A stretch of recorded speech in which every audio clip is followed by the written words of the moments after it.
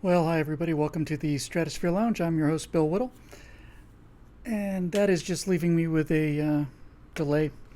So let's see if that works on this other one. How's everybody doing out there? Been a busy week here at Lake Wobegon. Let's see if I can get this to work. Always different, never the same twice. This thing.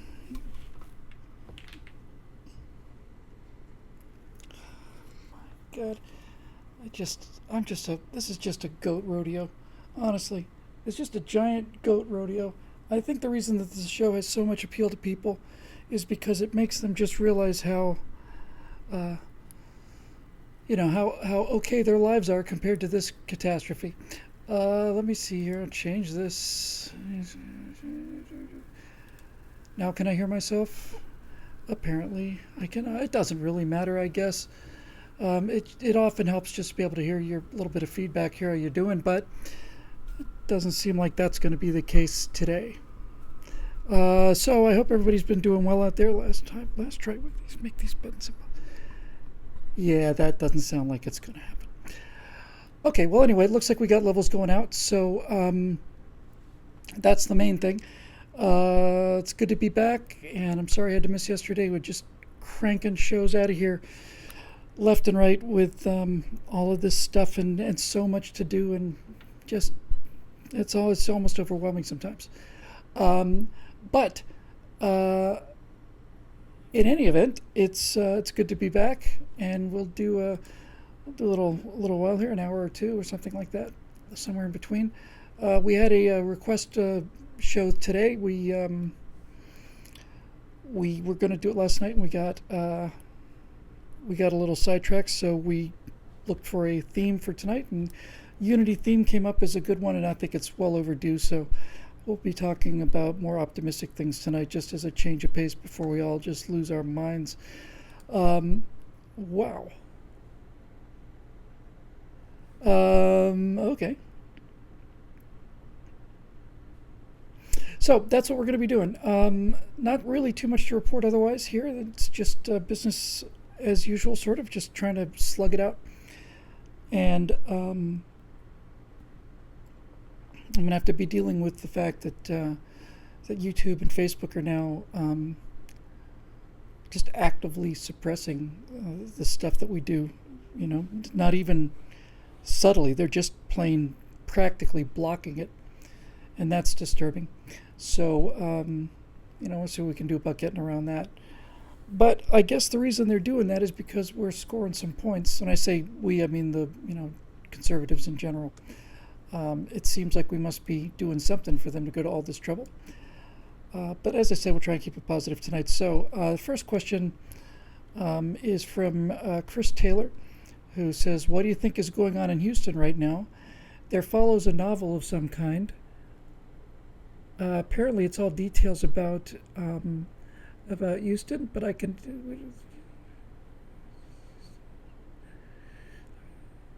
Okay. I'm just going to take the first line of the question because that's a great line. What do I think is happening in Houston right now? I talked about this on the Hot Mic show today, and I guess I'll be talking about it for a while because it's definitely in the news. And I think Houston really is showing America not only at its best but also at its most unique. Sorry for the repetition if you saw the show earlier today, but we have tremendous first responders. We've always held these people in very high esteem, of policemen and firemen and rescue, Coast Guard, all those guys who, especially Coast Guard, who doesn't get anything like the publicity they deserve. But you got these guys jumping into dangerous situations and hanging from helicopters, and they're outstanding, as always. And it's nice to have a government that has the resources to get in there and do something. This is what government's supposed to do, is get in there in an emergency, get supplies to those people, defend the country, and pretty much that should be it. But in any event, it looks like the various state, federal, and local governments are coordinating and working together. And of course, the media is doing everything they can to hang Trump with this in the same way they hung George Bush. I'm sure they thought it was just too good to be true. I mean, Katrina came in the 5th year of Bush's presidency, 4th, I guess. But I'm sure they were praying for this thing to be a debacle, and it's not a debacle. On the contrary, it seems to be well done, and it seems to be effective. And last number I heard was something like 25 lives lost, and it may be more than that. But given the magnitude of this disaster, people have said, I saw a New York Post headline today that said 160 billion. The damage from this hurricane and flooding is going to be more than Katrina and Hurricane Sandy that hit New York combined. So it's a big deal, and so they always have to try and hang Trump with something. A day ago, it was Melania was wearing high heel shoes out to the helicopter prior to taking a 2.5 hour plane ride on Air Force One, where presumably she could change into another pair of shoes. If she'd worn wading boots out of the White House, would that have satisfied the press, or would they have said, "Oh, Melania is trying to capitalize on this horrible tragedy. Should be ashamed of themselves"? These people they're just openly barking mad. The media has just lost their minds. So that was yesterday. Today there were reports that Trump was showing insufficient compassion. I guess that means he wasn't crying enough. And in the world that we live in today, in the progressive world anyway, it doesn't really matter what you do in terms of being effective and trying to end people's misery. The main thing is, do you look like you care? Appearance is everything. Rhetoric is everything. Action and results are, just details that fall where they may. So I don't know what they say I don't know what that means when they say that Trump should be showing more compassion. I guess it means he should be standing out there in front of some building crying someplace, which I'm sure would also be interpreted as as weakness and all the rest of it. So what's he supposed to do? But I don't want a president who cries, and I don't want a governor who's crying. And I remember the governor in Louisiana crying during Katrina, and I remember thinking, how about you go cry later? How would that be? Can you cry later? Because right now you're the governor of a state, and the state's in trouble, and we need you to step up in this emergency. So there's that. He seems to be doing a good job of getting out of the way where he needs to get out of the way, and getting federal help there where it needs to be. But all of this is just window dressing for the main point. Because if you really want to know about American exceptionalism, you really don't have to look any further than the Cajun Navy. It's one of the best examples I've ever seen for a number of reasons. First of all, this is from skimming reports, okay, so I don't want to go out on a limb and tell you this is the actual truth, but it certainly seems likely that the Cajun Navy is rescuing more people than the Coast Guard or the Army, despite the fact that Coast Guard and all the rest of those officials are doing terrific work and doing it round the clock. But this Houston thing is strangely enough almost exactly similar to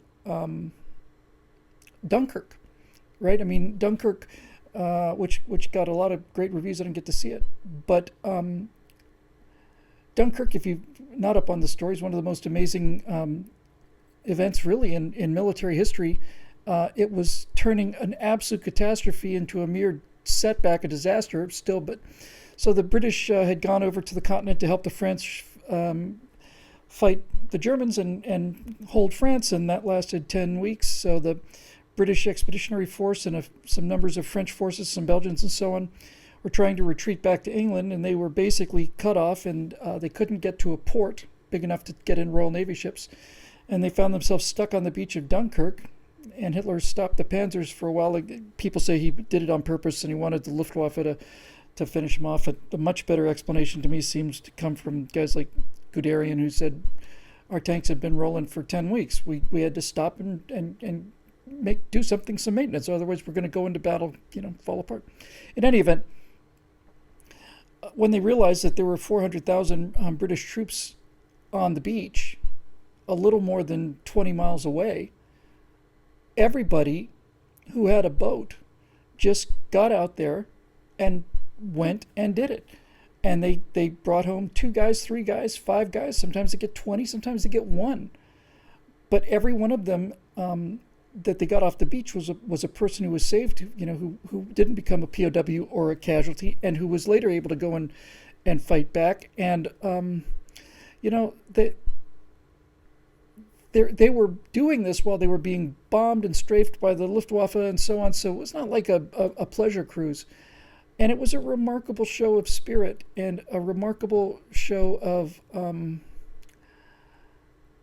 initiative. And that's exactly what I think we see in Houston. I think Houston's an even better example of what makes America unique, because there are a number of advanced Western countries that have really excellent emergency personnel, first responders. Japanese especially strike me as extremely well prepared, and I've seen them, the officials, during floods and tsunami floods and during earthquakes and so on, and everybody's in the little helmets and the yellow jumpsuits and the white gloves, and they're very efficient and very capable. Same in Europe. But what I never see in Japan, and I haven't seen anywhere else either, is I've seen it in the third world where there are no professionals, but when professionals are on the scene, I haven't seen citizens doing what they're doing here. And the cool thing about this is not just that it destroys this whole Southerners are racist, conservatives are racist, Trump supporters are racist things. They're going down there and they're helping people out of their houses. First come, first serve. People in the biggest need and biggest danger are getting the first relief. There are black people in boats saving white people. There are white people in boats saving black people, and nobody cares and nobody gives a damn, because this whole thing is just a goddamn illusion that the progressives continue to foist on us in order to split this country right along its most serious fault line. And unfortunately for them, picture's worth 1,000 words, and we're getting thousands of pictures of this kind of cooperation. And the Charlie Hebdo thing, I lost my mind over a couple days ago on the Hot Mike Show. There's a French magazine, and they ought to know better. They're the ones who published the Mohammed cartoons many years ago, caught all kinds of flack for that, and then a couple years after that, some Muslims came into the building and gunned down something like 8 of them, just left a bloodbath up there. So Charlie Hebdo had had a cover of the magazine, and it was a cartoon of just like deep water, and there were a series of hands, white hands, coming out of the water with the Nazi salute, and in the background were a bunch of half-drowned Nazi flags, and the headline said something to the effect of, here's proof that God exists because he's drowning all of the Nazis in Texas. And I just came unglued over that, Of all the people on the face of the earth who don't have a right to call Americans Nazis, it'd be the French. I wonder how many Southerners and I wonder how many Texans died on the beaches of Normandy and in the hedgerows of Normandy and all across France. I wonder how many of them were killed saving their country that they were not able to save for themselves. And when I say not able to save for themselves, I really mean not willing. Most people don't know this, but the French Air Force was larger than the RAF, and they had more airplanes than the Luftwaffe did on the front anyway. The French army was bigger than the German army's invasion force, and they had more tanks. They just collapsed. And they collapsed because they had no morale. Okay. Well, so now Americans have to come over and give their lives to save your country, and we did it. And now you're going to accuse us of being Nazis? You want to call America land of Nazis? Because here in America, there's not a single case ever, not one, of a government official rounding up an American Jew and turning them over to German authorities for execution or internment. That never happened, not once. But it happened a hell of a lot of times in France. A lot of times in France. The French cooperated with the German occupiers, and they were rounding up French Jews and sending them off to be killed. So I don't want to hear a damn thing about Nazis coming from the goddamn French. Not on this one, not ever. Not ever. They'd be speaking German now if it weren't for these Southerners and these Texans who they slandered. And I know it, and you know it, and they know it. And that one really, really, really, really pissed me off. What do you say about that? I guess you just have to ignore it. But the one thing I was kind of skirting around, and I think that's really interesting, is this: we can all see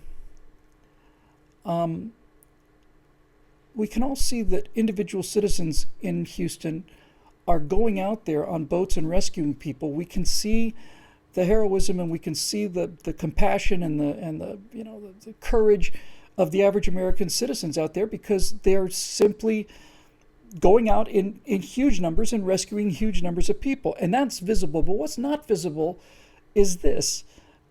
No one thinks about the fact that these people brought their own boats. And that's a huge part of this. You can't have a Cajun Navy without a Navy. You can have a bunch of people standing around on the outskirts of the flooded areas looking in, but you can't have a Cajun Navy without Cajun citizens owning their own boats. It's a militia Navy is what it is. And this is something that's really passed over, and I don't blame you. I mean, I thought about it just a couple of days ago when I was thinking about the fact that you hear stories now, and have heard stories for days, and it's more coming, where people would basically take their big truck and hook it up to their big boat trailer, and they'd tow their personal boat in their personal truck on their personal dime, spending their own money on gas and lodging and food and everything else, to go and rescue people that they've never met before. And the aspect of the ownership thing is something that is really interesting to me, because in America, the most common person who works hard, and some of these people obviously work very hard.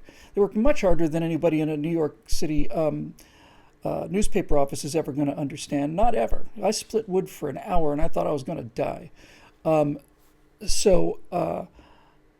If they work hard, if you work hard and you pay your bills and such, you can buy a big truck, and then you can buy a decent-sized boat. And that's within reach of virtually every hardworking person in America over the course of time. And these people who had bought these things for their own recreation had the resources to provide essentially an unbelievably sized Navy, the Army of Davids that Glenn Reynolds talked about more than 10 years ago. And nobody organized it.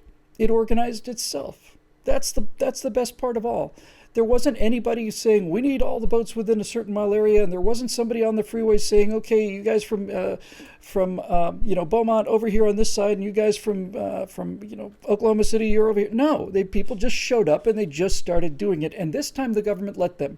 This time the government let them do what they needed to do, because it's Texas. And people talk about Texans and Texas and how stupid Texas is and how tough it is and how redneck it is. This is Texas. This is Texas right here, and to a large degree, it's the South. It's physical courage, moral courage, compassion.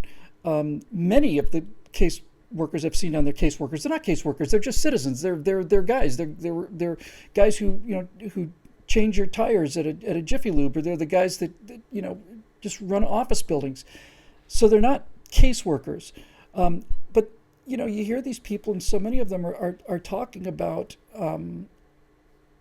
they're talking about things like prayer, and they're talking about love, and they're doing it out of love for their fellow citizens. And I interviewed this guy today who was on NRA TV, and I've already forgotten his name, and I think it's Ken Vaughn, something like that. And I told him about the Charlie Hebdo thing, and he just said, well, I'm not going to think about that right now. I'm not going to think about it. I'm just going to let it go.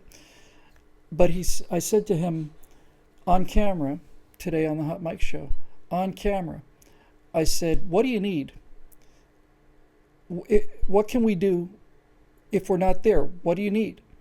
And I thought he was going to say canned foods. I thought he was going to say tarps or something like that, sandbags. I was 100% sure he was going to say that. That's why I asked him, so we could, help to send whatever resources we possibly could. And he said, we need prayer, and we need the media to stop lying to us about the state of this country. They need to stop lying. Please stop lying about this race war that they're inventing. It's just not true. Please stop. Please stop. That's what they want in Houston right now. They want the media to please stop doing this. So, please stop, but they won't. This is their livelihood. Division and hatred and agitation. Organizing, social community organizers are they're agitators. That's what they are. I'm not saying there's not need for people in the community. I'm not saying those communities don't need help, but I am saying that essentially what this job is agitation.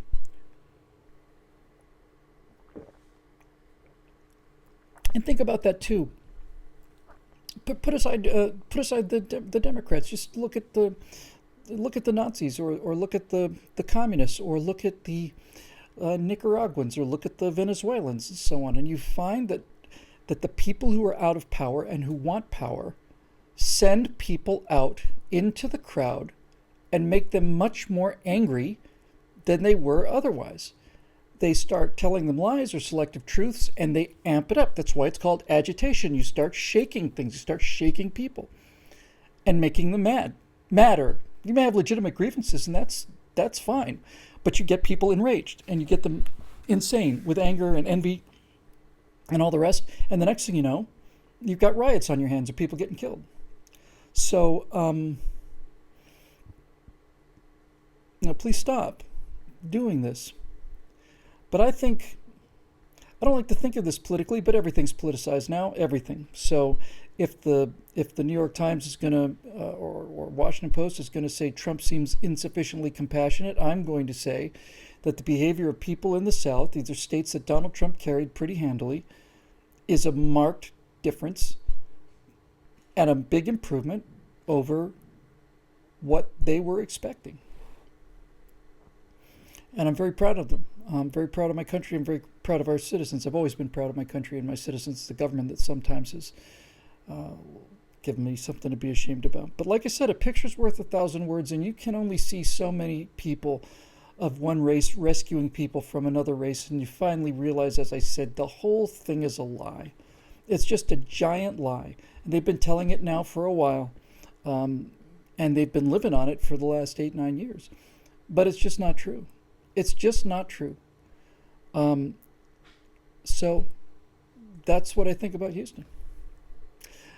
Okay, let's see now. I'm just kind of doing them in the order. They are the 4s and 3s and so on. It looks like Kurt Serber is next. Hang on, let's see if this is another one of these. Oh, not too bad. After having worked as a paramedic for a few years, I'm finally going back to school to push for a higher degree. Congratulations.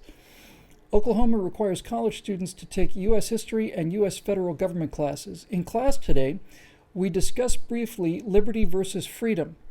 My professor, I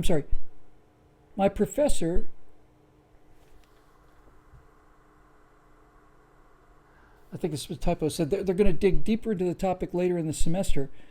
But he noted that the textbook uses the term interchangeably, which he feels is a mistake. I'd like to get your take on it. What is liberty? What is freedom? And how are the two different? That's a hell of a question. Well, I don't know. Let me think about it. Liberty is freedom with good manners, right? I mean, that's what liberty is. Liberty is freedom with good manners. Freedom is the ability to do whatever you want to, and freedom in the higher sense, is something that we all fight for and something that so many people take for granted. But liberty carries with it associations of nobility that the word freedom doesn't. Liberty is the word that's sprinkled throughout the Constitution. Liberty is the word that is the basis of why this country formed a revolution against British power. So I would say that freedom is the ability to do what you want, and liberty is the ability to do the right things that you want. I don't know if there's a semantic difference between the two that I'm unaware of, and I'm sure there is, but that's how I would define it. It's something I personally think it's a little more noble. And even I was trying to think of an example of liberty in a negative way. The closest thing I could come to was a bunch of drunken sailors that are out on liberty. But even then, that's not why they're there. It's not the mission they're on. Sometimes people drink too much. And so, yeah, I would just say that that's it's a higher thing. You know, freedom is the freedom to, you know, to drive your car, or the freedom to, you know, to own a fishing boat, or the freedom to say what you want to say, or the, you know, all of these things are freedoms. This is actually a little better. Liberty is collected freedom. That's what it is. Liberty is a collection of freedoms. I have the right to free speech. I have the right to not incriminate myself. Um, I have all of these freedoms, and we're fighting very hard to maintain them. And all of them taken together means that I have liberty. That's a much better answer. Liberty is a collection of your freedoms. So I don't talk about having, you know, many liberties. I don't say I have the liberty to free speech and the liberty to do this. I have liberty. I'm able to do these things. I'm protected from interference. So, yeah, that's what I would say. All of these individual freedoms that are protected by the Constitution, and by the way, which predated the Constitution, and actually it's not so much that they're that they're giving us the rights, because they're not. They're basically saying the government can't take away these existing rights. It's a huge difference. So yeah, I think that's probably it. Liberty would be the basket full of freedoms that you can look at individually. I can count freedoms, but liberty is a state of having those freedoms. It's an interesting question. I love questions I don't know the answer to. All right, let's go. Steve Darrow says, I was thinking more about you and Dave Rubin creating a platform, and it occurs to me that a huge hurdle will be the way the two sides view the efficacy of government. Liberals see a goal and believe that achieving the goal requires government involvement, where conservatives see that the government operates by a set of incentives that often work against achieving the intended goal.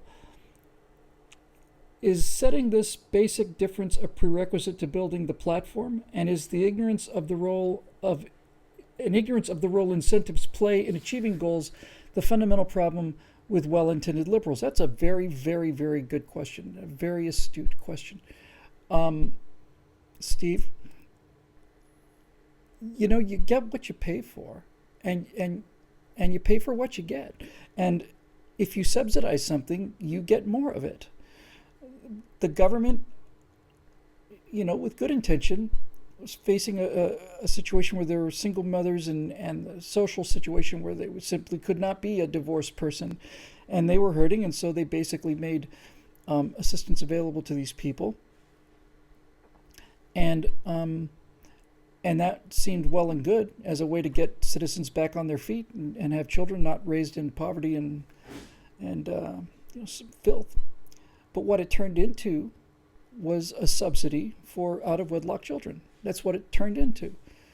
It started, as so many of these ideas do, as a good idea, but they're not good ideas because people don't think them through. If you start paying people benefits based on the number of children they have, the more children you have, the more money you get. You are subsidizing what you're trying to prevent. And we do this all the time. We subsidize the things that we're trying to prevent.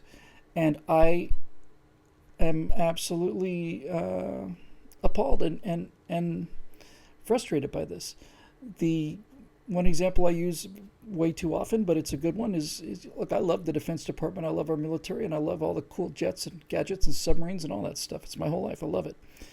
But the way we buy these gigantic weapon systems is through cost plus, which means that we get the government, which means the taxpayer, which means me. I get billed for a nuclear submarine, and I don't say, I want a nuclear submarine, how much is it? And they say 200 million, and I say, okay, I'll take 10.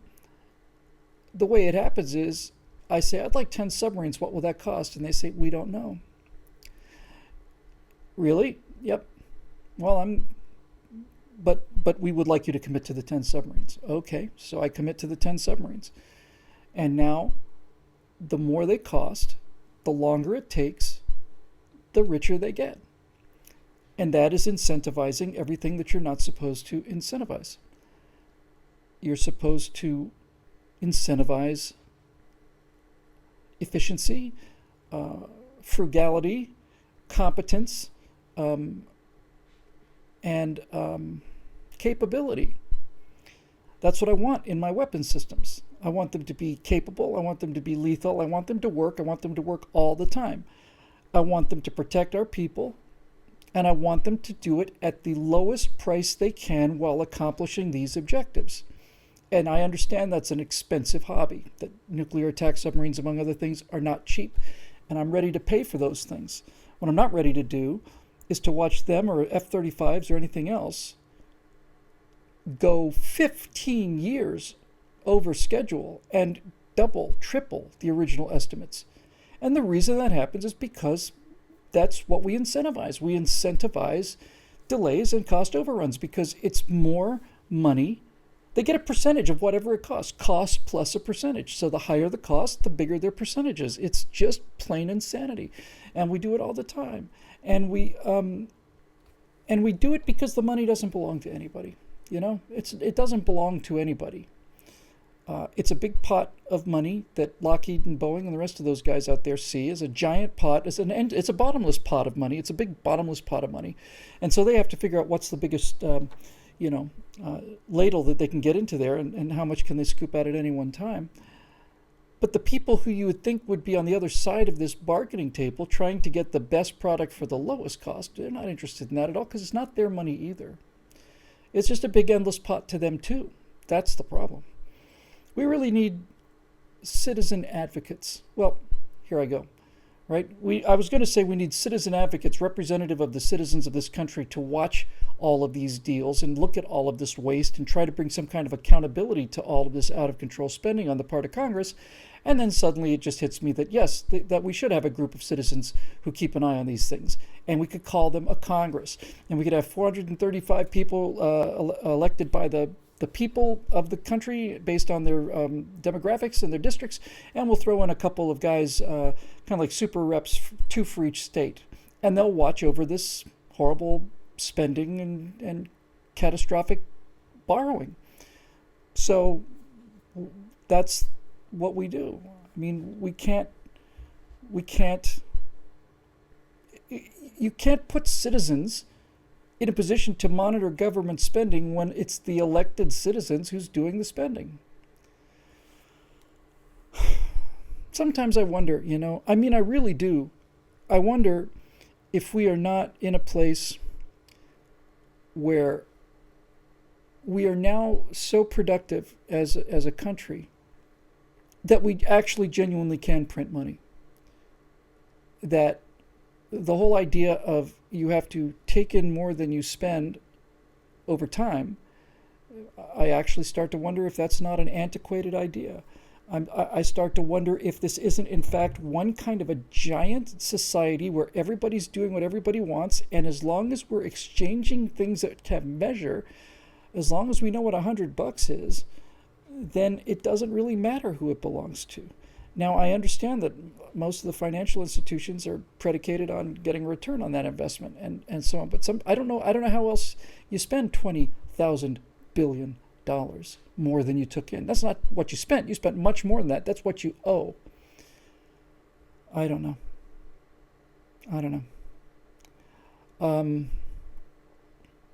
In any event, it's pretty sad. So let me just get back to the basic of this question real quick. It's the incentive. It's easy to see why somebody... I'm going to simplify things here and generalize a bit. Conservatives think that honest people go into business and crooks go into government, and liberals think that crooks go into business and honest people go into government. So in a nutshell, that's basically it. And it's easy for them to see, and there's certainly plenty of examples, of people in business being unspeakably greedy and vile and corrupt and all the rest. Enron and Wolf of Wall Street and Bernie Madoff and all the rest of it. You can see business people taking advantage of the situation for unethical gains. But you don't ever really see that in government because government is faceless. It's faceless. It's not like McDonald's is taking a piece of my paycheck every month. If I'm going to go to McDonald's, I have to hand them cash, post-tax cash. McDonald's is not taking my money before I see it. There's not a McDonald's deduction on my paycheck. And so we don't see where that money goes and how it's spent. It's spent by bureaucrats, and it's spent through red tape, and it's not coming out of the White House or the floor of the House of Representatives. Our money disappears in small offices staffed by junior administrative assistants to the undersecretary of so on, and that's it. So what are some of the incentives that we have set up, and why are these things destroying us? Well, one of the incentives that we've set up is we've set up an incentive for a government agency to be immortal. And the reason we do that is because a government agency hires people, and those people don't want to lose their job. So government agencies, once created, are immortal. They never die. EPA is a great example of this. When I was a kid and the EPA was coming into being, there was trash on the side of every highway. People would just drive down the street, just throw bags of trash out the window. And the skies were bad, and all the cars in a traffic jam, little blue puffs of smoke coming out of the tailpipes of every single one of them. And your eyes burned, and jets left black streaks in the air, and smokestacks were just putting out all this smoke everywhere. And the Great Lakes were sterile. They were completely dead. There's so much mercury and poison in the lakes and rivers of this country that there was no fish in them. And the Cayuga River caught fire. The river burned in Cleveland, I think it was. And so along comes the EPA, and they clean it up. And there's a lot of protests from the part of businessmen and other people who are getting their toes stepped on, but they did it. They cleaned it up. The air in Los Angeles now is infinitely better than it was when I got here in 1988. I have not seen one of those cotton days where I can't see 5 blocks. I haven't seen one in 10 years. And I think that's a good thing, especially when I look at Chinese workers and so on. So I think, great. So here's the problem. Are the airs cleaner? Yes. Are the waterways cleaner? Yes. The Great Lakes are filled with fish now, and so are Americans' rivers, and so on and so forth. They've done their job. Does that mean they go away? No, it does not. And this is where the problem lies. They have to find some way to justify their existence. And in order to justify their existence, they have to invent problems for them to solve. And if they solve those problems, then they're out of work. So why would they do that? I mean, if you look at the incentive of it, why would you do it? If you're working for the Environmental Protection Agency, the last thing you want is a clean environment. Because if there's a clean environment, you're out of a job.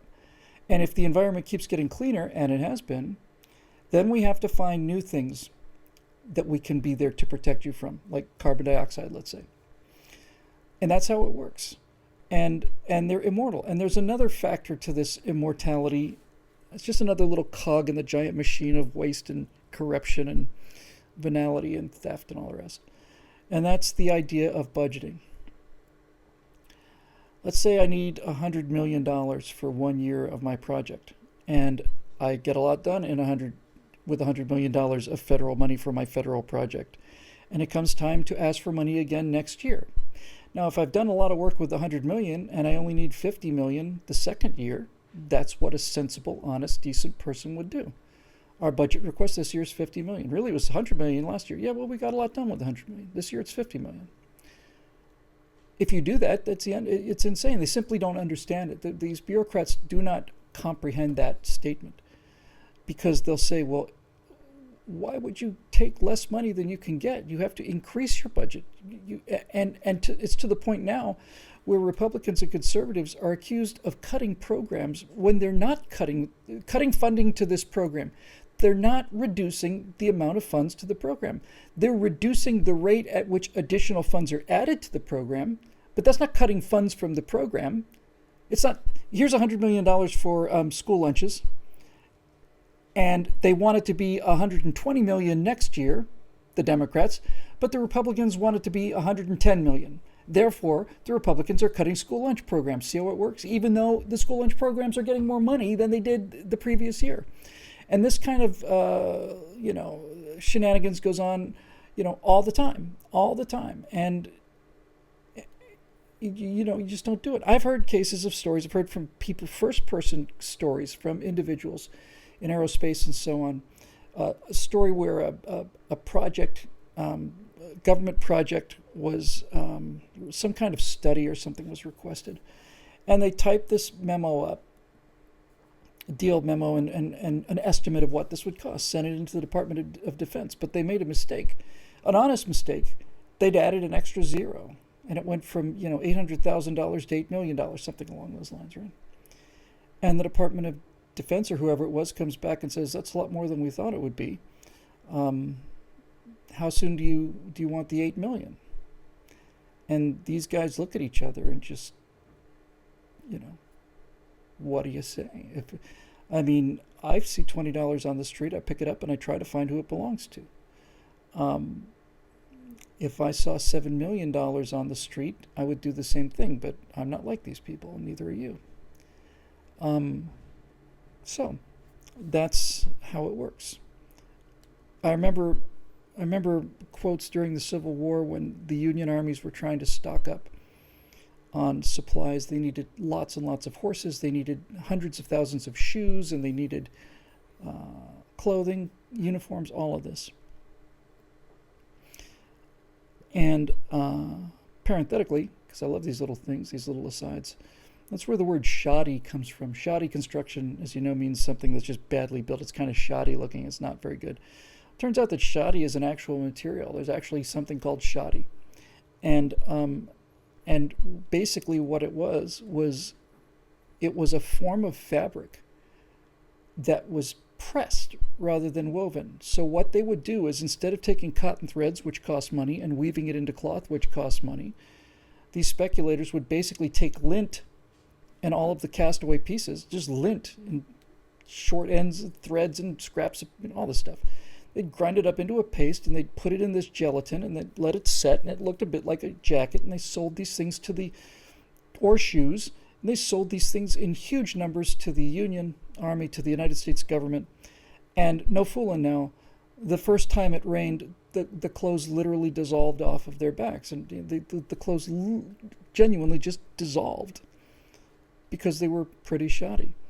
And I remember in the Civil War trilogy by Shelby Foote that there were direct quotes from some of these guys saying, "You will get as much money as you have the nerve to ask for." I mean, they've just come out of having somebody bought some insane amount of things, and they're coming out of Congress and they're elated. And there's some new guys going in to pitch something else, shoes or horses or whatever, and they say to him, "You will get whatever price you have the nerve to ask for." And so that's why we owe $20,000 billion. Let's see. So government has its own problems too, and the incentives for the government are not good. I think anybody can understand this. And in order to have that discussion, to answer your final part of your question, Steve, if you're going to build a platform of hands across the water kind of thing, you have to admit your own defects in it. There are many ethical defects in unregulated capitalism, which is why the fair players like regulations. They don't like regulations that smother their incentive, but let me just say rules, game rules, right? They understand the rules of the game and they play by the rules. The government's job should be to enforce the rules, not to keep adding rules or making up rules or tackling players or any of the rest of it. Okay, moving on. Merlin Wendelboe asks, let's see, I'm going to hit the see more button. Given how well the Republicans are cooperating with the Democrats to stop the Trump agenda, and while Trump continues to make a lot of noise and say and do outrageous things, and the violence of various hate groups who, while dominating the media, are really quite small. And we know that the real people house. I'm sorry, it's either a typo or my eyes going up, but it's B. But basically it says, and we know that the real people in this country are not nearly as racist as we're portrayed to be, so it cannot be argued that there is really a good deal of unity in the country, and all of the disunity. Oh, so could it not be argued that all of this disunity is just for show? I'm sorry, I had a hard time unscrambling that. Yes, absolutely. The disunity is for show. It's imposed, as I said earlier with the Houston thing. It's imposed from the top down, from progressives, and it's designed to split the country along our most tender seams. Where we're the the most sensitive, right down on the issues of slavery, and it's designed to split the country up and keep the country on an emotional war status, on an emotional war footing. And the math is very simple on this. It's just very simple. The Democrats need 80 to 90% of the black vote, or else they never win a national election. That's all there is to it. And so if things are getting better for black people, they're going to vote Republican. And even if things are okay, they're going to vote Republican. So there has to be, see, Bill? So there has to be something to fight about, which is Republicans are Nazi racists who are coming to lynch you and to put you back in chains and drag you back to the plantation. And you hear things like this from people like Joe Biden. Not some lunatic drooling on the street corner. You hear it from Joe Biden. He's a lunatic drooling in the vice president's office. And that carries a lot more authority, frankly. So people start to believe it. And they get it told often enough, and then finally, they really do believe it. But I completely agree, Merlin. I think that to say the country's not as racist as the left makes it out to be is too much of an understatement. I mean, seriously, how many Nazis were there in Charlottesville? Were there 20 of them? 50 maybe? I mean, how many are there? Well, let's find out. We live in an age of wonders. Let's just get an estimate. Total number of American Nazis.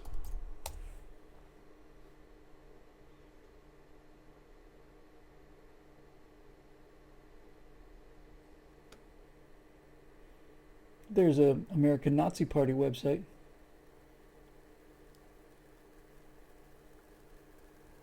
Oh, come on.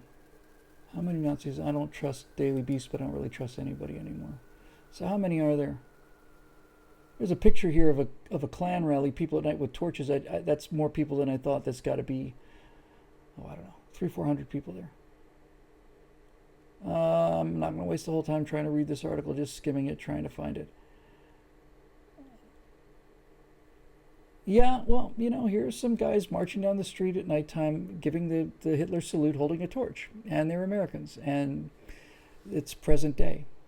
But there's maybe 300 of them. So let's do the math. Let's say there's 300 people at this rally, and it's a big rally I've never seen that many racists in one place, except for the Democratic National Convention, obviously. So let's do the math. Let's say there's 300 people at this rally. That's a nice round number. I like round numbers because I'm not very good with math. So using round numbers, we can say 300 people out of 300 million people. It means that racists are literally 1 in a million. Barb Gadsden says it's 300,000. So it's 10 in a million. It's 1 in 100,000 people are actual racists. Racist to the point where they're calling for racist discrimination against other people. It's 1 in 100,000. That's not a bad failure rate. 300 million people divided by 10, that's 30 million people is 10% of the country. 3 million people is 1% of the country. And 300,000 people is 1/10 of 1% of the country. So in very general terms, that's how many racists there are in America. About 1/10 of 1% of the population.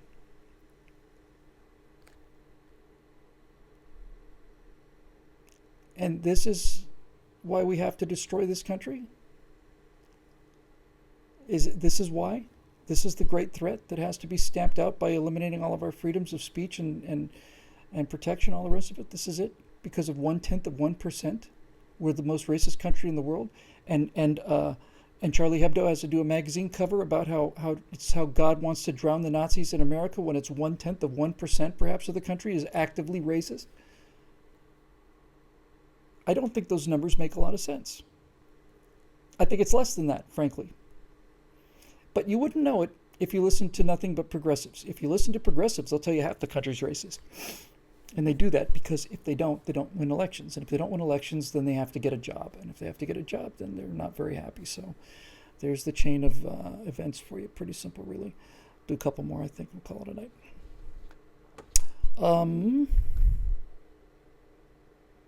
Susan Speakman.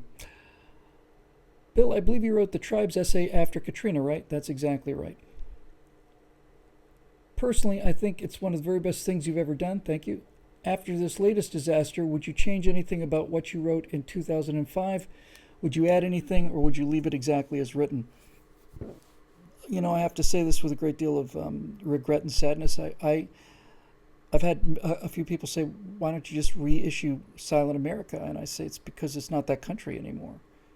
You know, Silent America was essentially a very optimistic book. It was an extremely optimistic book. It was all about American exceptionalism and honor and integrity and the conduct of our soldiers. So an extremely optimistic book. It was written before Barack Obama came to power, and 8 years later, it's 2005, I want to say, so 12 years later, it's not the same country. I couldn't reissue that book. It wouldn't make any sense.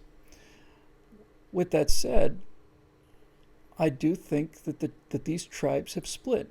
And for those of you scalawags and layabouts and jackanapes who didn't read that magnificent essay called Tribes, I basically said the motivation for it was they were claiming that people were being murdered and raped and starved to death in the Superdome, that after Katrina in Louisiana, the Superdome, the giant football stadium down there, was used to house a number of refugees, and conditions in there were just terrible. And I saw somebody either on TV or a comment basically saying, this is America, racist America at its worst. And I remember thinking, if I'd been in there with my friends, we wouldn't be having rapes and murders in there. Turns out most of those stories were overblown, but at the time they seemed credible. Because my people know how to ration food, and my people know how to protect innocent people, and my people know how to sterilize water for safe drinking. My people know how to construct a latrine and where to put it. My people know how to do all these things. And that's when I realized this whole tribes thing. And I think the thing that I liked the most in terms of clarity was I didn't want to say red tribe and blue tribe because that doesn't mean anything. So the two colors for the tribes were pink and gray. I tried to pick two colors that the members of that group would say, that's a good color for me.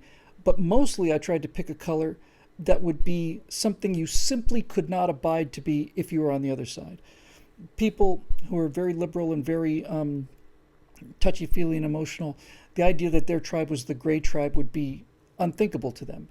And likewise, people who are practical people would never want to be considered pink. It's just not the color they want.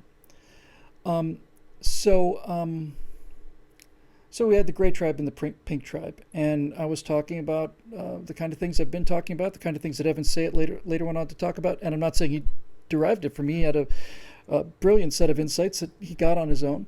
Basically, he said liberals are good at rhetorical intelligence, and their jobs are jobs where you don't do anything. And if you don't do anything and you fail, it doesn't matter. There's no cost to it. So the jobs they go into are jobs where you can be wrong. You can be spectacularly wrong. Evan says you can not only be wrong, you can be consistently the opposite of the truth and still continue to work and get promoted, make more money. And those would be things like academia and journalism and movies. I mean, if you make a mistake as a movie director, you have a chance to go back and reshoot, and you'll probably get more money and bigger budget and all the rest of it. You make a mistake as an engineer, and a bridge comes down. And those are not equivalent in terms of impact. So I would keep the basics of it, Susan. I would keep the same essential division, and I think the division's gotten wider. I certainly am far better educated about these issues than I was when I wrote that book. I wrote it. Silent America essays were written in real time in terms of my development, because I hadn't given any of this stuff any thought at all, ever. Um, I never have, and I just sat down and wrote them, and it was the feedback, it was the comments from people like you that kept me at it and made me think maybe this is important, which is still hard for me to believe. But so that those divisions are still there, but they're much more acute now, and the country. I'm going to do a firewall on this. I've got two coming up, and I think I mentioned the one on socialism, which I'm going to call friendlyism. I'm going to, because YouTube is restricting Prager University to 18 or older content. And so I'll tell the story of socialism as if I was talking to a 4-year-old, and I'm going to call it friendlyism. And the problem with friendlyism is that everybody likes to eat cookies, but not everybody likes to make cookies. Pretty simple, really. But the other one I'm going to be working on is about this new censorship. I was talking with Natasha about this last night. My life is so much better now than it used to be. We were walking around the neighborhood late at night before we went to bed. Great little neighborhood that we love, and she was talking about. She'd mentioned that she'd seen on Amazon, I guess you'd call it a novelty item, but basically it was a plastic little figurine of Donald Trump bent over, and it was a pencil sharpener, and you get to imagine where you put the pencil. And she said, if that had been in Russia and that had been Vladimir Putin, then the next day the company wouldn't exist. The company wouldn't exist, and the place that sold it probably wouldn't exist either. It would just be gone. It would not even necessarily murdered. In fact, almost certainly not murdered. But it would be made clear to everybody in the country that if you associate with these people, you won't have any of the business of the government. The government runs everything. So basically, it would not be tolerated. And I thought, well, that's freedom. I mean, it's. I find it distasteful. If there'd been one at Barack Obama, I might have bought one for my dog, which I don't have. But in any event, that's freedom, the freedom to do that. And this is where I came to this conclusion that is just really kind of enlightening and also very alarming. And I was telling Natasha about the fact that freedom of speech and thought and freedom of those kind of actions are, in essence, the core of this entire society. The legal protections and constitutional protections are held highly by both sides on this one. And that government censorship of speech is one of the things that I think we still do to prevent very well. It's the third rail for Americans. If the government basically shuts down a printing press, then it's the third rail. That's it. Printing press, what an archaic idea.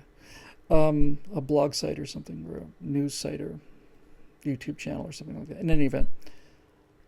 And then I realized what the left has done.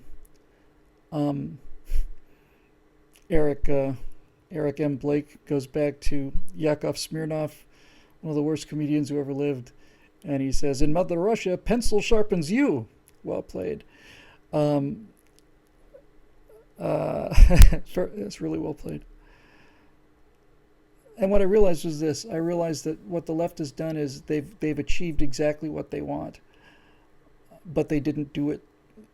They didn't do it the way we defended ourselves against it. We thought that censorship would come from the government. That's how it's always been done.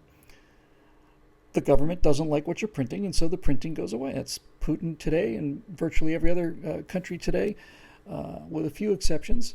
And that's the way it is. And so we put up these gigantic barriers, legal, emotional, psychological barriers to having that happen. And we thought, therefore, we're safe from censorship. But that's like having a fortified position and laying all of your machine guns and your barbed wire and your claymore mines and the artillery's all zeroed in and everything, because they're going to be coming in from the sea. And just like in Singapore, it turns out they're not coming in from the sea. They're coming in from the jungle behind us, and they could not turn the guns around physically. The guns were not designed. They could not turn the guns on Singapore from out to sea back to the hills and the jungle where the Japanese came from. In other words, the left got their censorship, but they got it through infiltration. And what I mean by that is this: they have achieved absolute censorship in America, and I'm not silenced by the government, and you're not either, but they've made it so that if you do speak your mind, your life as you know it is essentially over if you hold opinions that they don't like. And they have made any thought that is contrary to their beliefs not only wrong, but so evil and reprehensible that you simply are no longer a human being if you hold those rights. For example, let's say you have a small little bakery, and let's say that a gay couple comes in and says they'd like a cake, and you say, okay, sure, we'd be happy to bake a cake, and they say they want you to deliver it to their wedding, and you say, I'm sorry, I don't want to do that. That's against my religious beliefs. The government didn't throw them in jail for that. They didn't have to. I don't know what the final outcome was then, but they basically lost their business. They basically shut them down. They shut them down through public outrage and all the rest of it, because all they said was, no, I prefer not to deliver this cake. We'll make the cake, but we prefer not to deliver it because we don't particularly care for that. Now you have to ask yourself, how would a big liberal, giant progressive liberal, let's say an elderly Jewish woman, and you told her that she had to bake a cake for Nazis and had to deliver it to the Nazi Party rally, and she decided she didn't want to do that, well, that would be understandable, and she'd be a hero and all the rest of it. So it's a question of the left deciding what is what.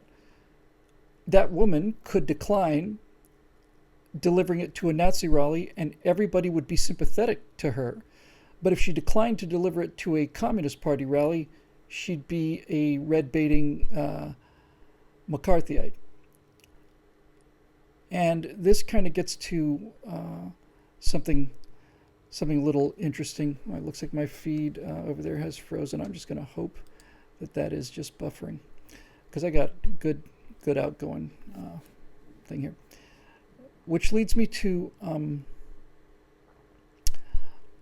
something that is really kind of remarkable.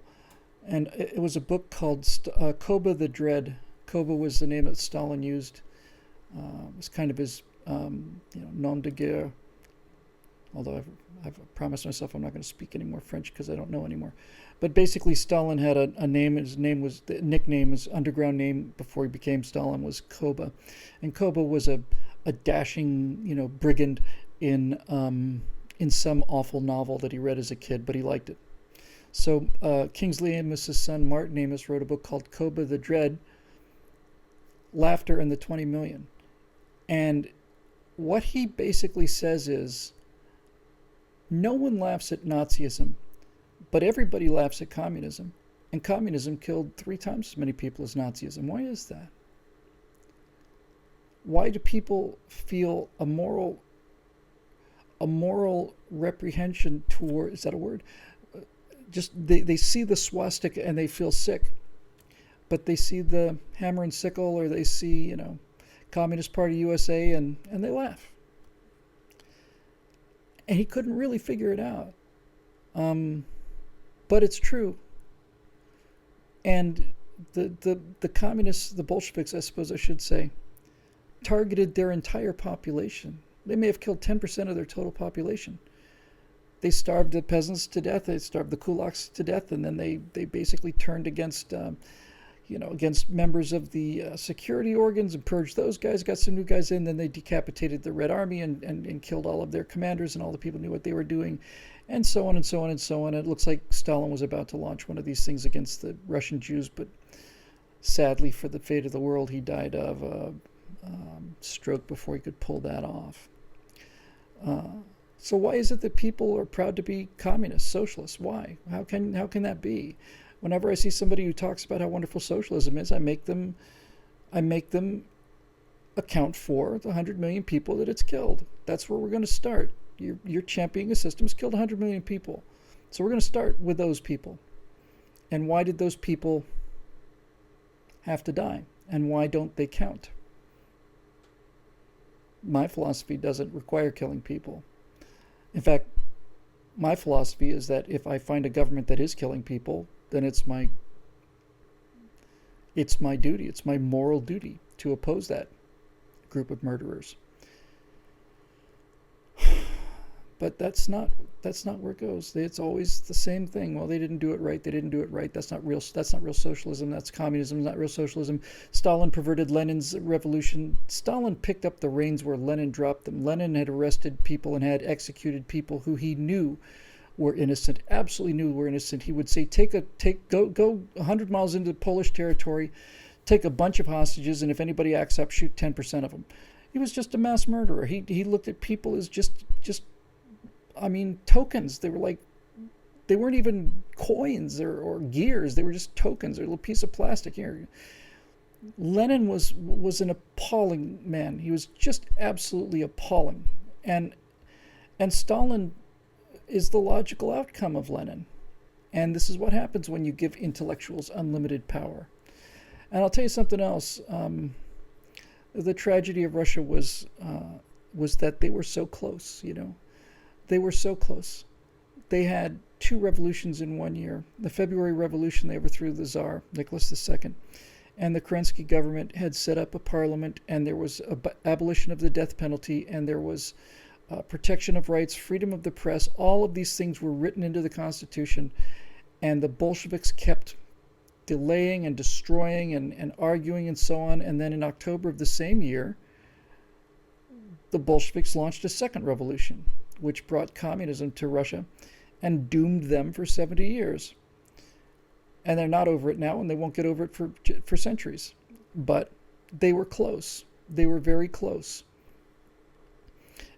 And the Bolshevik Revolution happened, and I think it was the next day, because literally they did it in an evening. There was just nobody in charge, and they just went out there and took over. But I think it was literally the next day when the Constituent Assembly, which was going to be the Russian Congress, was to meet, and the Bolsheviks dissolved it on the first day. What do we need a Congress for? We're the party of the people. We're the vanguard of the workers. This is the dictatorship of the proletariat. And instead of murdering people by what religion they were, they murdered people by what economic class they were. Didn't have anything to do with guilt, innocence, nothing. If you were an aristocrat or a member of the bourgeoisie, you're largely finished. And if you're a proletarian, then you've got some protection against you. It didn't protect you individually, but as a class, it made you a little less of a target. I don't see the difference between murdering 100 million people because of class and murdering 6 million people because of religion. I don't see the ethical difference. And I don't understand why Nazism... I fully understand why Nazism is so repugnant. I don't understand why communism has been given such a pass. And the reason is because it's the philosophy of the left, and the left controls the media. That's where all the rhetorical people go. And people like, Don Cheadle and Mark Ruffalo and so on don't know anything about anything, and so they think that this is kindness, when in point of fact it's just nothing but misery. And off you go. I think I'll do one more.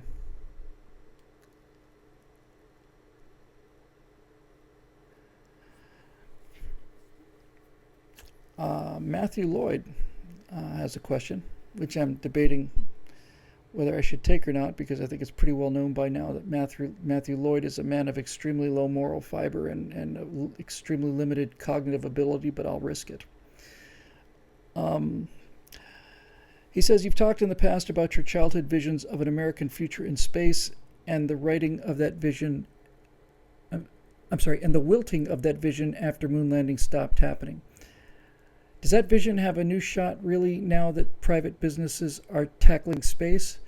What do you think America in space will look like in the next 10 years, the next 20? Short answer to that, Matthew, is I think that things are looking bright, and I might just barely live to see some of them. In fact, I'm probably likely to live to see some of them. But we dropped the ball for 50 years, and the 50 years were the middle of my life, and I didn't get a chance to go.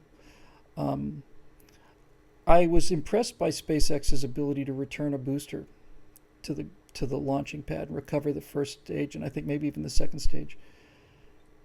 and I thought it was quite a technical feat, and I thought it was basically showing off a little bit and maybe brought you 7, 8, 10% back or something like that. But I was talking with Bert Rutan over the holidays, and Bert said it's the game changer. It's just the game changer. If you can basically get into orbit and lose a third stage instead of the whole rocket. If the rest of the rocket comes down, lands, and you fill it up again, and off she goes. Same for the capsule. He says now you've made an economic breakthrough that changes the game. So I believe that, and I believe that Elon Musk is going to succeed, and I believe that Jeff Bezos in Blue, is it not Blue Horizons, Blue Origins, something like that. He is very quietly getting into the space business, and he has started Amazon, so he's probably the richest guy in the world now, or is going to be. And the reason that I have confidence in SpaceX and Blue Horizon, no, what is it? Blue Origin, and a couple of these other things, is because they're run by individuals. Boeing was originally named after a guy named Boeing, and Lockheed was named after the Lockheed brothers, and it was spelled Locheed. They finally changed it to Lockheed because everybody was mispronouncing it. Lockheed? Okay, we're Lockheed. Cessna was a guy. Hughes was a guy. What is the name of that company? Well, it begins with an M. I've just forgotten. Douglas. McDonnell was a guy. Douglas was a guy. Northrop was a guy. They were individual people. Blue Origin, thanks, man. And because they were individual people, they got to do things, and those things actually happened. The golden age of aviation was written by individuals. Guys like Howard Hughes, who was a genuine visionary genius and also went completely nuts. Probably because he crashed 3 times and suffered significant head damage on all 3 of those accidents. But it's not ruled by committee. It's a guy who's got a ton of money that belongs to him, that was made in a different industry, parenthetically. The way you make a small fortune in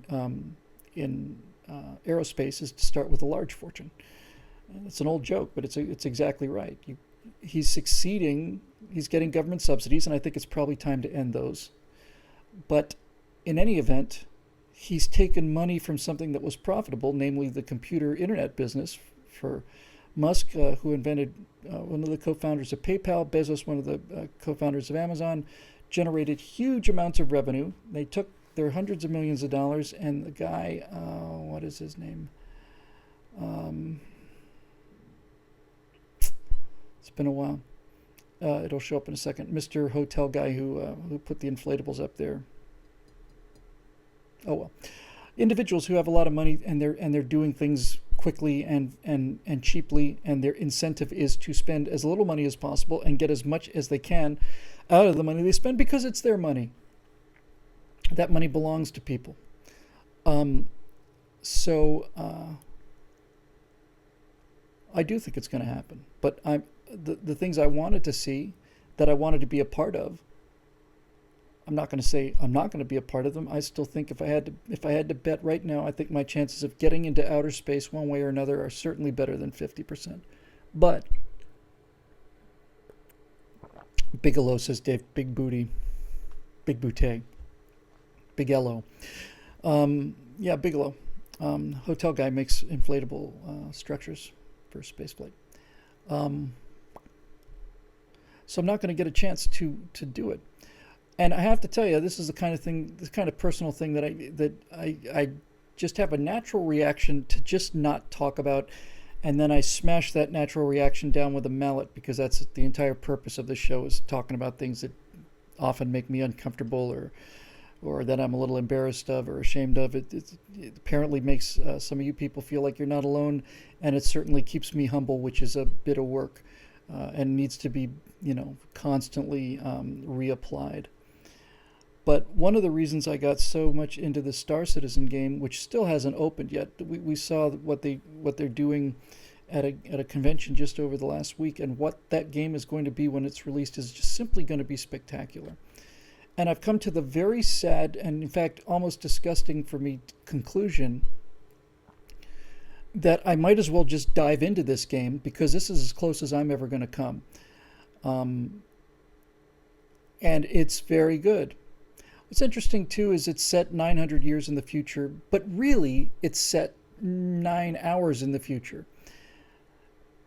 Nothing has changed. Everybody has the exact same ethics, the same government, the same everything. The ships fly like fighter jets, and they look like fighter jets, and the dune buggies look like space dune buggies, and all of this stuff is what we would build if we could build it right now. It would look something like this. But if it actually does happen, it's not going to look anything like that. It's going to look as much like a spacecraft as the Flash Gordon serials looked to the Apollo command and lunar modules. I mean, they thought that they were just, how big was a Buck Rogers Flash Gordon serial spaceship? Did it have? Could you fit 4 people in there? And the rocket just burns, and the exhaust goes up because it's on a little wire, and lands sideways, skids into the ground. Turns out that's not how you do it, and that's not their fault. That's what they knew. That's the best they could do with their imagination. So we look at this thing sometimes, and I say, "Oh man, it could be something like this," and it's not going to be anything like this at all. It's going to look different. It's going to sound different. The language will be different. The society will be different. The politics will be different. And when I say different, I don't mean Chinese. I mean it's going to be a completely different culture, and it's likely to fracture into hundreds of different cultures. But it's set up so that if a person today were to walk into the future, and where space travel is essentially not only nearly instantaneous, but so mundane that you basically spend your life walking around in a pressure suit with a helmet on, because it's just second skin. Then I hate to say this is the part I'm embarrassed about, but I wanted to explore strange new worlds, and I wanted to ride real buggies over real landscapes. I'm not going to have a chance to do that. And that's a tough thing to realize, but it's true. So now I get to explore a really good looking, nearly photorealistic and getting more realistic looking everyday experience. I get to experience the things that I wanted to experience, and I do it in a game. And it really saddens me, and really almost feels like I never had a problem with drugs or alcohol, but I imagine it feels like a relapse. I imagine it feels like I've been trying to stop smoking for the last 9 months or 3 years or whatever, and now not only am I not gonna have a cigarette, I just give up. I'm gonna just smoke as much as I want to. It has that kind of feel, that kind of surrender feel. I still think I got a few years left in me. Obviously, I think I got a lot left to do, and I have some connections in aerospace and so on. And I think the chance of me getting into orbit or 10%, but getting into space 50%. And so I start asking myself questions that I don't like asking. Questions like I mentioned earlier: are we past the age of money as we understand it? Are we past the age? Can you continue to borrow forever? Can you continue to, $20 trillion, $20,000 billion, where does it stop? Is it going to stop? Maybe it can just go on forever. I don't know. I know a lot of economists would laugh at me for being so naive, because it seems like it can't, but I don't know. Are we so productive now, and is our life so easy and comfortable that we're willing to let these parasites take 40% of what we make, and in exchange for that, we get to keep doing what we're doing and get new iPhones and stuff? I don't know the answer to that. And the other thing I don't know the answer to, and I have a bad feeling about, is I don't like the idea of virtual worlds to the degree that you can get lost in them. It's not a danger for me. I'm never going to get lost in a virtual world. I'm never going to do it. I have had experience in flight simulators, and I've done a lot of that stuff, and it's nothing like flying the real airplane, nothing at all. Primarily because you can't get to reboot. Um, so I don't see myself fading into a virtual retirement, but there are some signs that this may be what's coming. And I forget the name of the book. It was a William Gibson book. He was really cool in the early 80s, I want to say mid 80s. He was the guy who invented all these cyberpunk things where you would basically hack into computer networks with your mind, and you'd have these, decks where you're communicating and you're breaking into computer systems using your neural network, and you're seeing all these grids and matrices and all the rest of it. Um, but he had a couple of great stories, and I don't remember which one it was. It might have been Count Zero. It might have been Burning Chrome. I don't remember. But it was a story about people who would plug into one of these completely realistic experiences. It's going straight into your brain. Your eyes are closed, but you don't know it. It's kind of like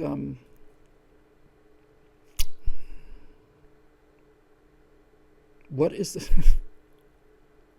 Man, it's hard having stuff just fly out of your head like this. Ah, God. What's the movie with Arnold Schwarzenegger on Mars that they just remade? Uh, I know it really well. In any event, you get stuck in this reality and you can't tell it's real. So the question becomes, and I feel like I already know the answer to this, but I started asking. Neuromancer was named in one of his books, JC, and it was a great book. But the question is, what's wrong with that? What's wrong with a virtual existence? I mean, it seems obvious to me the number of things that's wrong with them, but it just strikes me that, okay, you're coming from a Total Recall. Thanks, guys. Um, it strikes me that the idea that we have to repay this money. I'm not going there. I'm just saying it's interesting. Um, is it? Are we in an age where where we're past money, that we continue to print units of measurement for exchange of goods and services, but the units of measurement are just merely counters? Is not really in any intrinsic value. Or are we at that point? I don't know. I try to keep an open mind about the future. Likewise, while I find the idea of a virtual reality really repugnant, part of me wants to know why. Why? Um, why is that so horrible?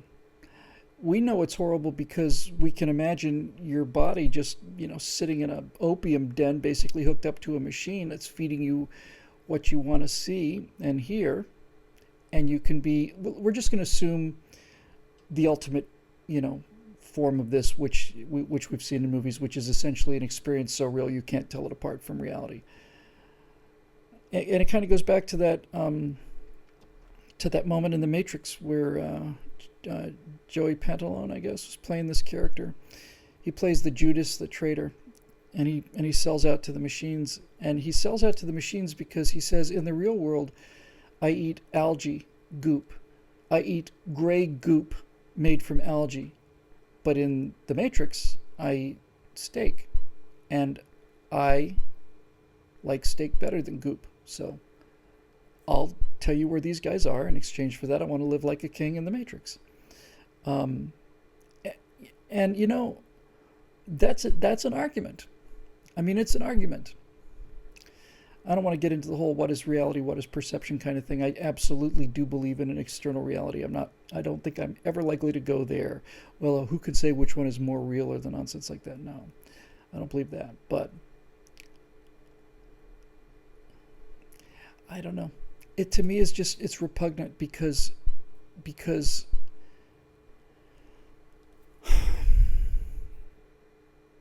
it eats your life, right? That's basically it. It eats your entire real life.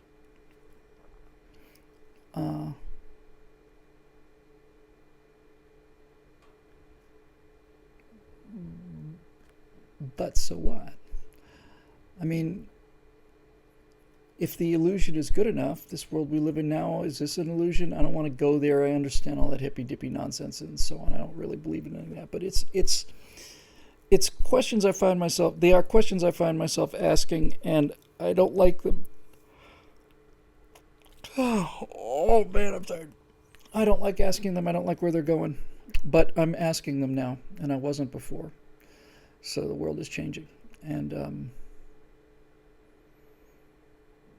Matt says that it keeps you from doing things in the real world. Nothing in the virtual world will continue to exist. Nothing will remain. Why not? Why wouldn't it remain?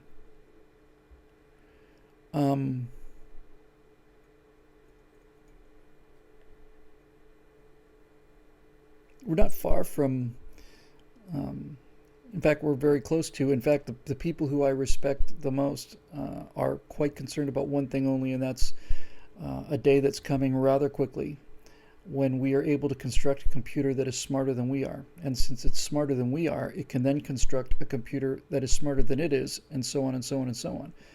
And it just explodes, and the world goes on. But okay, so what if that happens? I mean, what if people become pets? Basically, that's what it is. Forget the machines are going to kill us all. The machines are, they're machines, and they're programmed to do what we want them to do, and they get very intelligent and stuff, and they become autonomous. But so to just say, for the sake of the argument, that machines are using automated systems and food processing and robotic delivery and all the rest to keep you in a state of perpetual nourishment so that your brain can go on this ongoing adventure. I know it's repulsive. I'm trying to figure out why. And I'm trying to figure out why it seems less repulsive, much less repulsive to young people today. They grew up in that world, in a version of that world. I think I'll close for the night with this. I have a good friend named Fritz who I've been friends with for, 45 years now, something like that. And in the late 90s, he had an early computer game company. He did a space race program called Buzz Aldrin's Race into Space. Started out as a board game called Liftoff, and I was there when he was making the pieces by hand. He sold quite a few of them and so on. So he started his own computer game company in the late 80s, early 90s, I think it was. And he ended up hiring quite a few people, 40 or 50 people working on a game. Still very primitive game at that time, but it's starting to show up. And I remember him telling me this many years ago. He said he had a staff of 40 young people, 40 engineers, kind of people that would have been in the Apollo program if they'd been born earlier.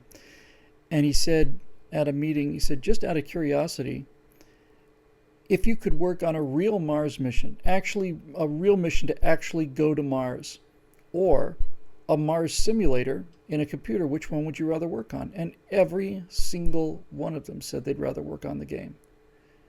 Every single one of them. That's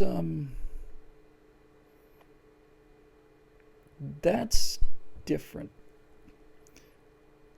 And that is, I think, going to be the big psychological divide between the millennials and the rest of us. I mean, I play computer games. I spend more time in them than I should. There's something about leading a target that just gives me physical pleasure. I love leading a target. I love it. I love trying to predict where that thing's going to be and pulling the trigger. I can do it for hours. I've done it for thousands of hours. And I like exploring things. But it's a game for me. But these kids, they don't face it. They don't have the repugnance that I do. And one of the reasons that they don't have the repugnance is because they're never out in reality, right? I mean, they go from their computer to their Uber. They don't drive, and while they're walking from their home computer or their home Wi-Fi to the Uber, they're checking everything on the smart device and so on. And everybody's always looking down, and nobody's looking at each other or talking to each other. And I suspect that the reason that it doesn't seem repugnant to them is because they have not experienced real life in the way that most of us have. They're never going to be pilots. They're never going to take up flying. Certainly never going to work menial job raking rocks out in the desert like I did in exchange for flight hours. Raking rocks in the desert, in Mojave Desert in summertime. It's 120 degrees out there. That's just not going to happen. And so what they have to look forward to are ever better games. And I'm kind of amped about that myself. I look at the state of this game, Star Citizen. It's absolutely amazing. And what it can do is amazing. And I think this is the beginning. Every year, it's going to get better and better and better. It's going to look better. It's going to play better. It's going to be more and more real. And I can keep that as a game. I mean, it's something I do, and I do it to relax. It's one of the few things that actually genuinely relaxes me, gets me out of the political situation, gets me out of my head, and just gives me time just to, dork out and do all the things I thought I was going to do. But it's still a game for me, and I don't live my life on the basis of, gee, I can't wait for the new Xbox to come out because of the better graphics. But that seems to be the case among many younger people. I don't think they've ever experienced reality in the way we have. I don't think they've ridden their bike around the neighborhood. I don't think they've ever gone walking, at night. I don't think they've ever gone swimming in the dark. I don't think any of that stuff. And that's really kind of sad and kind of a little bit scary, I think. There is a disconnect. That's the disconnect below me between my generation and coming generations, is that they are completely comfortable with a reality that I find disturbing. There's a break above me too, and I've damn near ended up on the wrong side of it. I think if I'd been born 5 years earlier, it would have been on the other side of this. And that's the divide between people my age and my parents. Because my parents could not understand computers. There was something about them. They never got it. Ever. Ever. No matter how you would sit down and explain things to them, and no matter how you would just use great analogies, and this was imagine this is a tube, and imagine this is this, and so on, and they'd nod their head, but they'd never get it. I remember my mom thinking, I don't want to send an email because if I hit the wrong button, I might destroy the internet. They just couldn't get it. But I got it. I grew up with it. I saw a TRS-80 computer, and that was a step up over the computer at our school, which used printing out on on the green and white, paper with those horrible sprockets on or not sprockets, I guess, whatever sprockets go into on the side.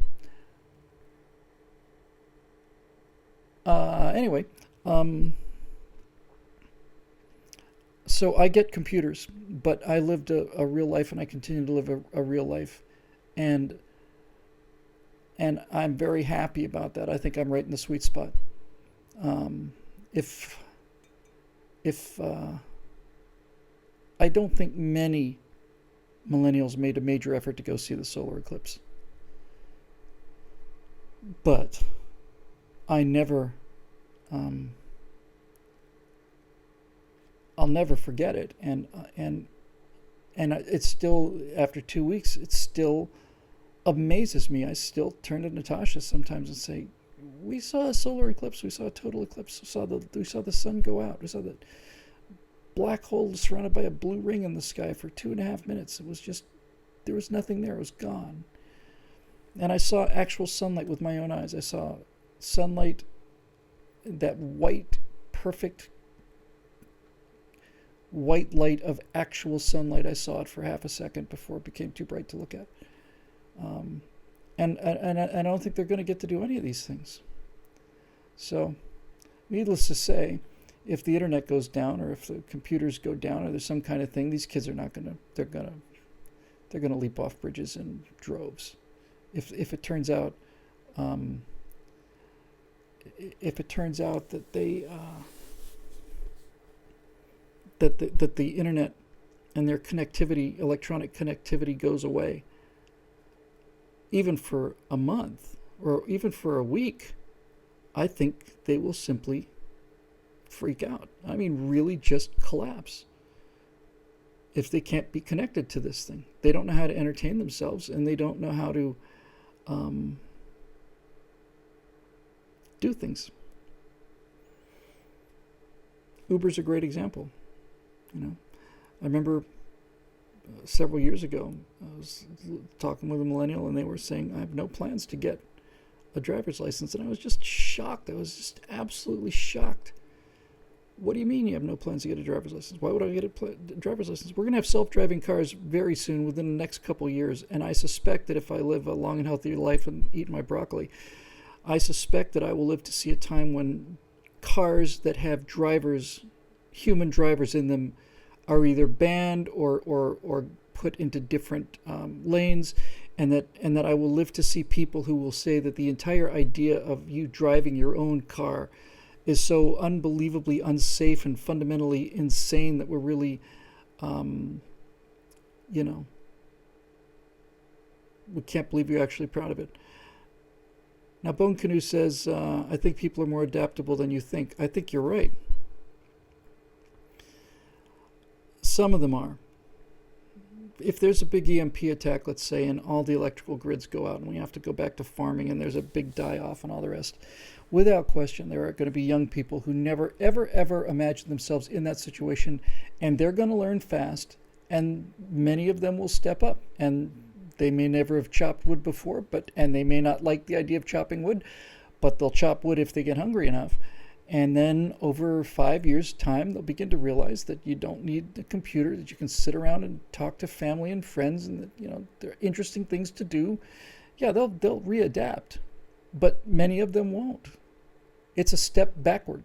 And if you there's a web series, it's a YouTube series, and I forget what it's called, but basically they take things to 14, 15, 16-year-olds. Here's a typewriter. How do you work it? And they take, you know, I saw a video of a woman sitting down, a young millennial woman, late teens, early 20s, something like that. And she's sitting, and there's a circle of people sitting around her, of course, because we're all one big happy collective here. And they gave her a can opener and a can. And I think it took her 20 minutes or half an hour to figure out how to use that. And if you show kids Windows 95, let's say, or if you show them a telephone or an Apple II, they're absolutely baffled. They don't know how to work it. It's too primitive for them. Isn't that strange? I don't think we've ever had that problem before, where people didn't know how to use something because it was too primitive. Anyway, I think that'll do it for the day. I'm going to go home, get a little rest, have a nice little dinner, and actually go back to leading this life that I actually started leading almost exactly a year ago. So I think that'll do it for this episode, which is episode number, don't tell me. It's episode number 163. Ay caramba. Okay, so that's the end of episode 163. Thanks very much for joining us, as always, made possible by the paying members at BillWhittle.com, to whom I am extremely grateful, and to whom I feel a tremendous, enormous ongoing burden of guilt and shame for not producing more of members-only stuff than I do. It's hard for me to shake that. But anyway, we're very grateful for your support, needless to say. And especially to the Strata Loungers who I've met many of over the course of my 10 or 11 years doing this, and with the exception of Matt Lloyd and Viper Check, turned out to be lovely people, genuinely nice, intelligent, kind people. So, you know, failure rate of 2 out of 100, that's not bad either. All right, well, that'll do it. So we will see you next week. I'm planning on being here, and hopefully you'll be planning on being here too. So until then, just take care of yourselves, and we'll see you soon.